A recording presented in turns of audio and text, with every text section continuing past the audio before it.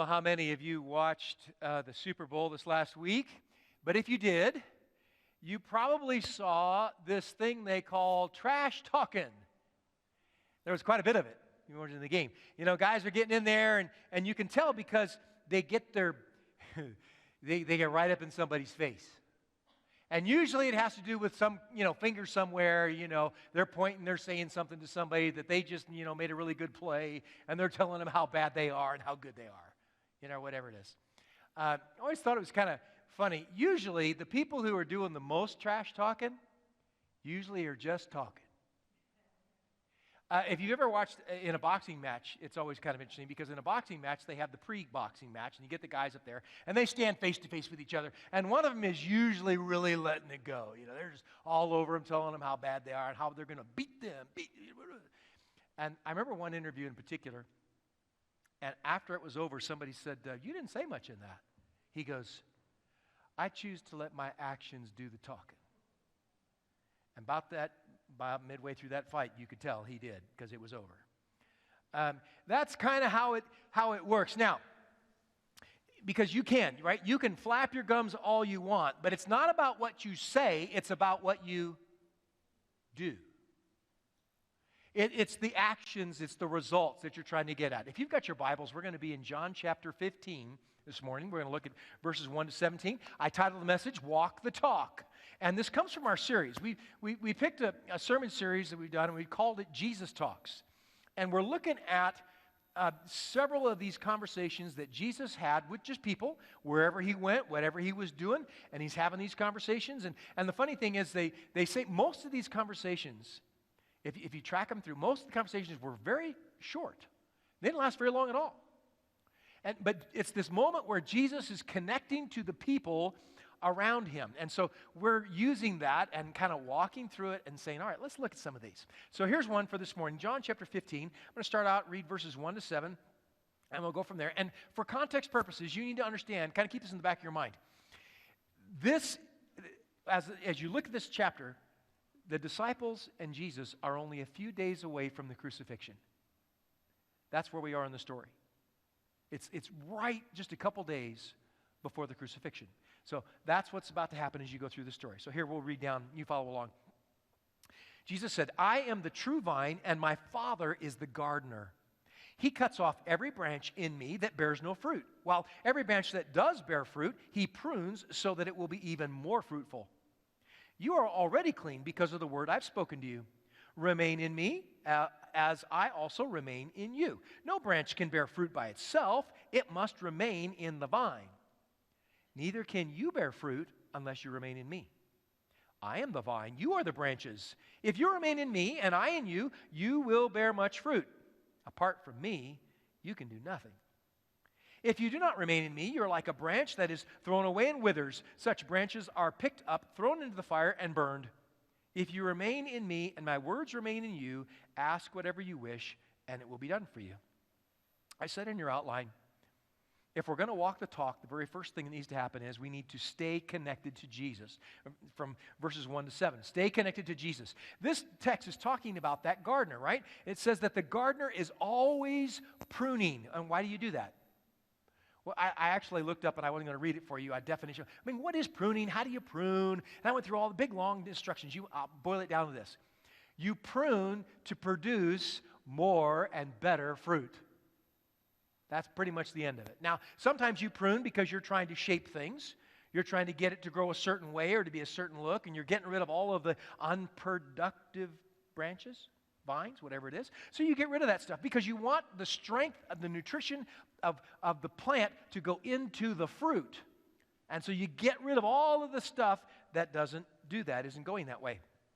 2 weeks ago, and my mother and father-in-law were here this morning in the first service.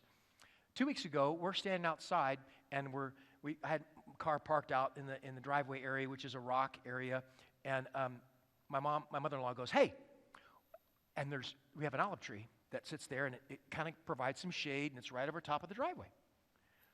She goes, I got to get out there and pick up all those olives. There's like 1,000 olives all over in the rocks. And I go, why? We're outside, who cares?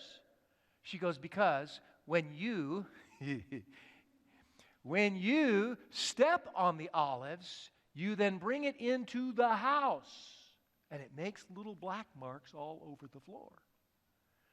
I thought, all right, I'll take care of this. So that next day, I got out my saw, went outside, and I pruned that olive tree. I cut down, there were just two big branches that were hanging over top of the driveway area. I thought, this is crazy. We just cut those things off. And I did. I confessed this morning to my mother-in-law. And I trimmed that thing. And I because down on the other side, it's a bank, right? They just grow and throw. It doesn't matter, right? They can all go there all they want. I don't care. But you prune it when you don't want it. When it's too much work, when it's unproductive, when it's going where it shouldn't go, when it's not growing the direction you want it to grow, you prune it. And that's how it works. Now, it says that the gardener here, and by the way, when I pruned that, I took it, and I drug it down, and I threw it over the edge where we were going to then haul it off with all the other stuff. Within a couple hours, you'll never guess what happened to those branches. They withered up, just like the text said. When you disconnect it from the vine, when you disconnect it, it dies quickly. It has to have that. It has to stay connected. If it's not staying connected, it's withering and dying. It's not that complicated. By design, God is cutting away those things that don't need to be in our lives. By design. He does it on purpose. He prunes it away because it's either not producing fruit or it's not going in the direction that God wants it to go in our lives. And so he starts trimming some of those things away. Now, let me use this as an example. Y'all remember, for those of you who are, anybody here over 25? Hey, oh, you're over 25. Okay. If you're over 25 years of age, you probably remember what it was like to be 25. I mean, think about your life when you were 25 years old. And you're going, okay, all right, got that in your mind? Okay, now let's skip up to about 55. How many of the things that were a part of your life when you were 25 are still a part of your life when you're 55? I mean, some things are, obviously. There's quite a, you're pointing at your husband. I saw that, Debbie. Some of these things, some of the things, sure. But there's a lot of stuff that isn't. That is no longer part of it. You don't need it anymore. It's moved on. There's no purpose. It's reason. It's all gone. 65, 75, 85. How many of those things are still in your life? I mean, there's a lot of, man. It gets cut away. It gets pruned away. The master trims it all up. It's by design. It's just stuff that you don't need anymore. It's not important. The other funny thing is the older we get, the more we get what's important and what's not. And we start getting rid of it. We start pruning it away. It has a reason, a purpose. So if we're going to walk the talk, we're going to have to stay connected to Jesus. We're going to have to pay attention to the things that we allow into our lives so that we don't waste our time and energy and strength on things that really aren't that important. I think the second thing, if you're going to walk the talk, you stay connected to Jesus. Secondly, you need to prove it. Look at verse 8. This is to my Father's glory, that you bear much fruit, showing yourselves to be my disciples. That's that proving side. Showing yourselves to be my disciples. Now, while there are many things that need to be taken care of, we're responsible before God to take care of all these things, to manage these things. Let me just remind me, our lives are not really about us. We have this thing, despite what the world is telling us, that we're wrapped up in this life, and from the time we get up out of bed to the time we put our head on the pillow at night, we think it's about us, and it's not. Our lives are about lifting Jesus up as high as possible so that people will see him. And so when we bear much fruit, as the text is saying, and that fruit is desirable, it makes life better, and we are able to demonstrate and prove that we are followers of Christ. We're his disciples. It's pretty tough to say that you're a follower of Christ if you're not producing fruit. That's just a natural, normal thing. You produce fruit, just like an apple tree produces apples. And by the way, you don't ever see a fruit tree or a vine or a grape or whatever and go, oh, I got to make more fruit. No, right? It's natural. It's a natural part of the plant. It's just what it does. If you're a follower of Jesus Christ, he says you're to bear much fruit. It's supposed to be normal. It's supposed to be natural. It's just a statement of fact. And it's not, and I know I'm talking to someone yesterday. It's not this thing, like if you were raised in a church that you were led to believe, and somehow or another you got it in your mind, that you had to do all of these things, and if you really did it all right, then God would love you, and God would forgive you, and it would be okay. But you had to follow the, and if you didn't, you were, that's not what we're talking about. When we talk about bearing fruit, it's a natural, normal part of being a follower of Jesus Christ. You're not earning forgiveness. You're not earning his grace. You're not earning his love. That stuff's free. By grace, you've been saved through faith, and that not of yourselves. It's a gift of God. It's a natural thing for us to bear fruit. And so the Father, the gardener, comes in and he starts pruning our lives. Today is Valentine's Day, all day long. So if you haven't gotten it done yet, you still got time. All day long, right?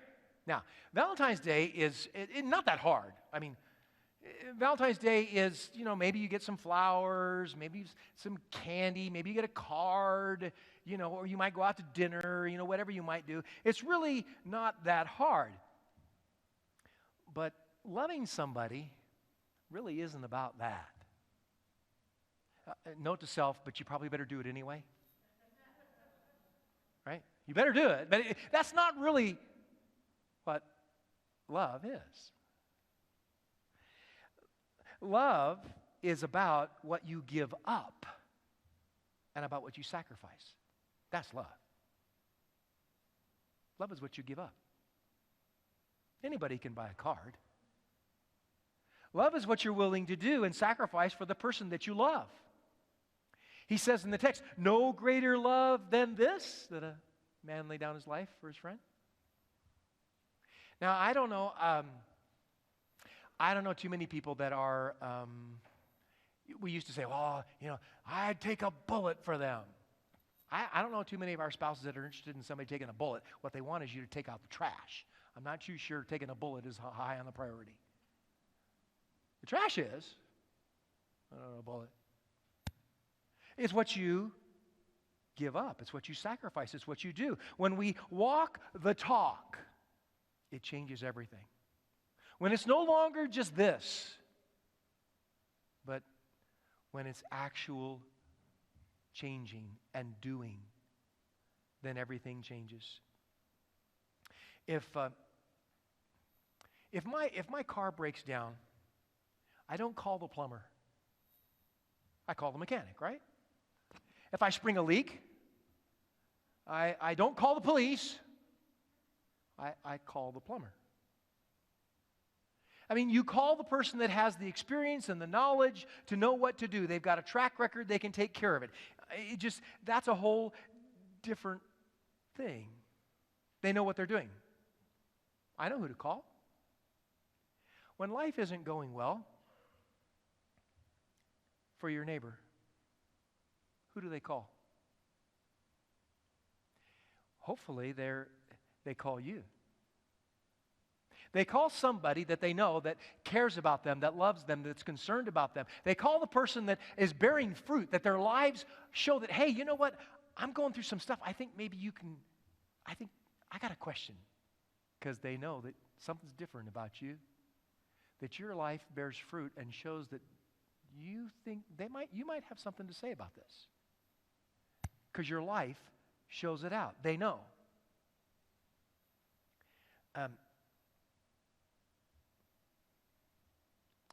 If you started a business, if you're an entrepreneur and you start businesses, there's some people in our first service that did that. I asked this.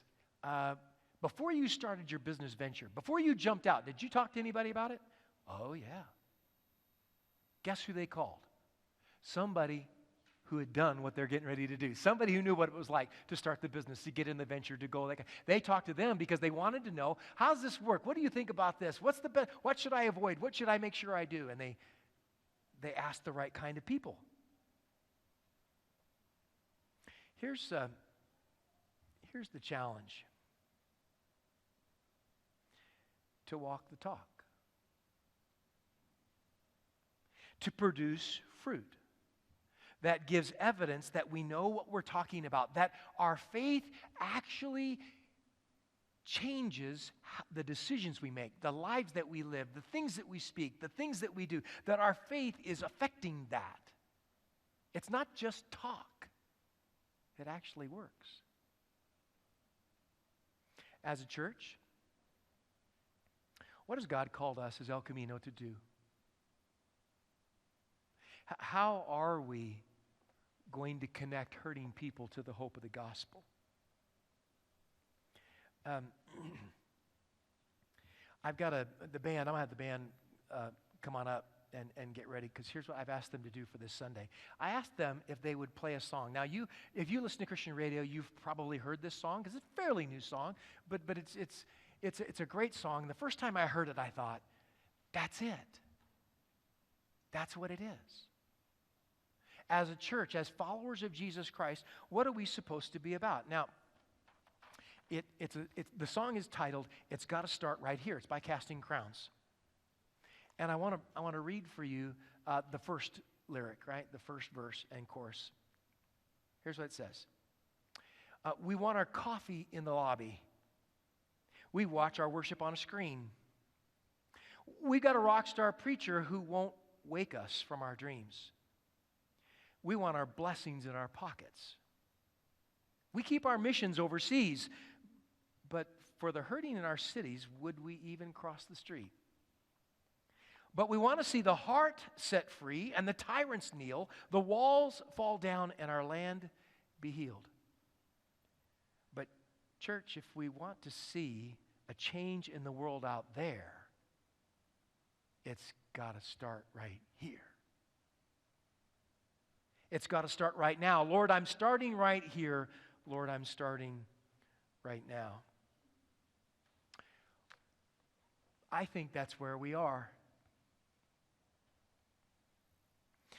We've, as a church, right, we've said, how are we going to connect hurting people to the hope of the gospel? What does that look like? How do we get from talking to actually doing? Do we want a faith that actually changes and transforms lives? Do we want to see people's lives changed? I think the answer to that's yes. So I asked the band, are they going to stand and sing with you? It's a new song. Why don't you stand up? If you know the song, you can sing it with them. They're going to lead us in it, and you're going to see some of the words up here as we sing that. But let me, and it's just going to kind of be I'll wrap it up here in a minute. First, let's sing the song.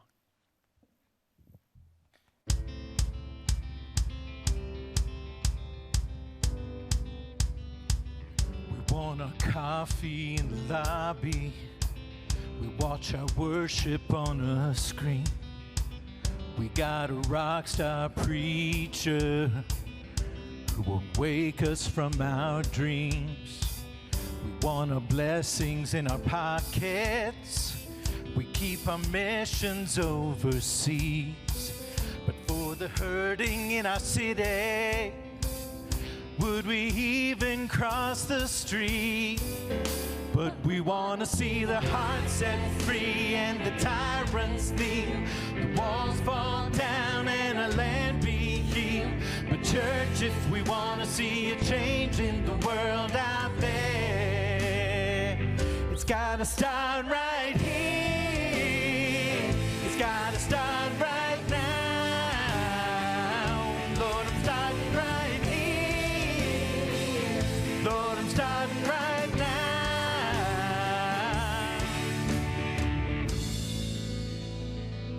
Like the brother of the prodigal who turned his nose and puffed his chest. He run off like his brother, but his soul was just as dead. What if the church on Sunday was still the church on Monday too? What if we came down from our towers and walked a mile in someone's shoes?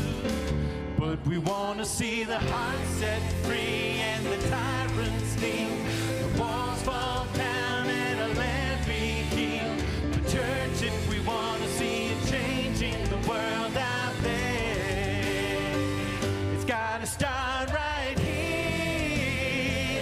It's got to start right now.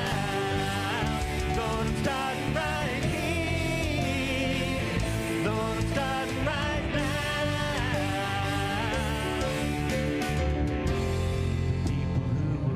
By his name, if we surrender all our pride and turn from our ways, he will hear from heaven and forgive our sin.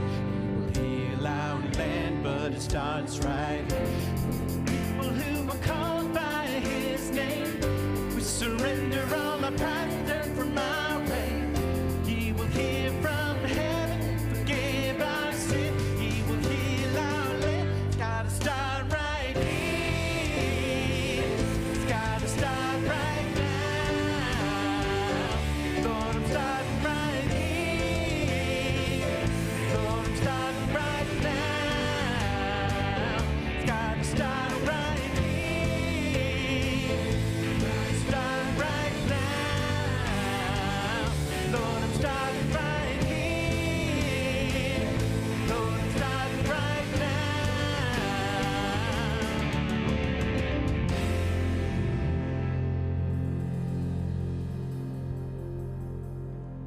I think you get the message.